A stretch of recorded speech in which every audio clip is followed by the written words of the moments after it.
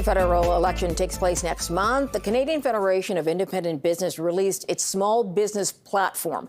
13 recommendations from them on how to improve the environment here for smaller Canadian businesses. Let's go to Dan Kelly, President and CEO of CFIB. Dan, good to see you. What would you say is first and foremost just weighing on the smaller independent business community? Well, one of the big ones, obviously, is Canada's tariff response. I'm not sure that we have a particularly better plan than the one that's being used right now, but it is, the number one issue of concern and anxiety on the part of business owners.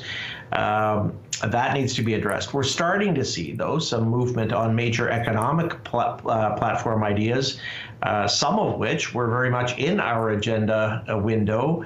Movement on capital gains taxes, for example, movement on the carbon tax. That's good news. And as of today, some movement on personal income taxes, all of which would be welcomed by business owners and I would imagine consumers alike.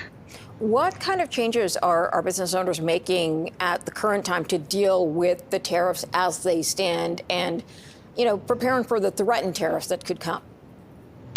Look, there's kind of two things that I'm hearing from business owners. One group that is kind of using the hope and pray strategy that this isn't as bad as we expect, and obviously waiting for April 2nd and some of the announcements in and around that date.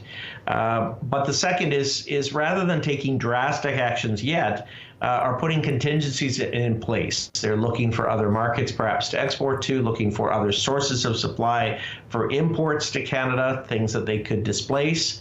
But gosh, there's just an awful lot of uncertainty. And I would say the one thing that businesses are moving on is basically operating in suspended animation. Smart business owners are telling me that they're calling their U.S. customers or suppliers, keeping them informed, because a lot of U.S. companies are paying a lot less attention to this than we are in Canada, and that's a smart move. So are you finding most of them are making decisions, or are you seeing some that are sort of paralyzed by all of the uncertainty? Yeah, look, some are paralyzed out of fear and uncertainty as to which way to move, but that depends on the day or hour, depending on what tweet has been out from the president. But many are very much frozen, but they're really just building contingency plans. Then if there is a giant tariff, either a U.S. tariff or a retaliatory one from Canada that applies to the goods that they export or import, they will then be taking action to try to address this. Of course, it's tough to know when to move on this thing because, you could switch gears and try to accept that you're going to get less for your product and sell it in another market today. But if things don't tighten, if tariffs don't materialize, that may turn out not to be the smartest move. So a lot of businesses are just trying to make heads or tails of what the latest news is today. Yeah, it's a guessing game. So I know you have a list of asks, but what would be at the top of that list? Yeah, we need some tax certainty on a number of files. There's a few pieces of unfinished business that we're asking Ottawa to move on. These carbon rebate checks that went out, there's another round of that's expected. The government still hasn't actually removed the income taxes, corporate income taxes from that, despite its promise. That needs to happen. The lifetime capital gains exemption, the government proposed to raise that to $1.25 billion. That needs legislation. There's a Canadian entrepreneurs incentive, lower capital gains on the next $2 million on sale. That requires legislation. So moving on those things, getting them across the finish line would be a big help.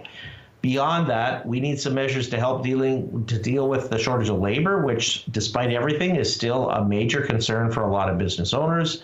And setting aside some of the massive increases in labor laws that have led to all these long-term strikes, some action there would sure help. It's early in the election period. Obviously, we're a day in. You referred to sort of what you've heard so far that you do like. So considering it is early, could you expand on what you're hearing so far, which leader you're tuning into, and what they're saying that holds some promise for you? Well, what's interesting right now is, the Tories have been laying out their platform in bits and pieces, including new chunks today, but they have been committed to many of these measures. For example, they made very clear that they would eliminate the capital gains inclusion rate increase if they were to take power. So that part was known. What's more interesting to see right now is, of course, that the Liberals seem to be copying all of those agenda items. Regardless, this is a helpful outcome. If governments are, after ramping up spending for a full decade, if governments are starting to get and parties are starting to get the message that that just can't be maintained, and they're actually looking to reverse gears and lower many of Canada's key tax rates, that's good news. So we've seen that on capital gains, carbon taxes, and now at least a promise on personal income taxes from both parties. Oh.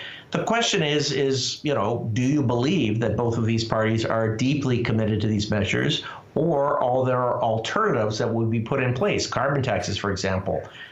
Yes, Mark Carney has eliminated the carbon tax, but will that be durable? Will there be something that comes in place that might be just as bad or cause other harmful effects to the Canadian economy? Okay, very quickly, tax rate for businesses as well. What do you see there, or what are you asking for? Look, if governments are looking for some ideas of how to get the economy into high gear, how to protect against this, our big request is the consideration of eliminating corporate income taxes altogether for small companies. Right now, the rate is 9% federally. That could be set temporarily for a year or two at zero. Some provinces did this during the pandemic, and the feds would be wise to look at that. All right, Dan, I got to leave the conversation.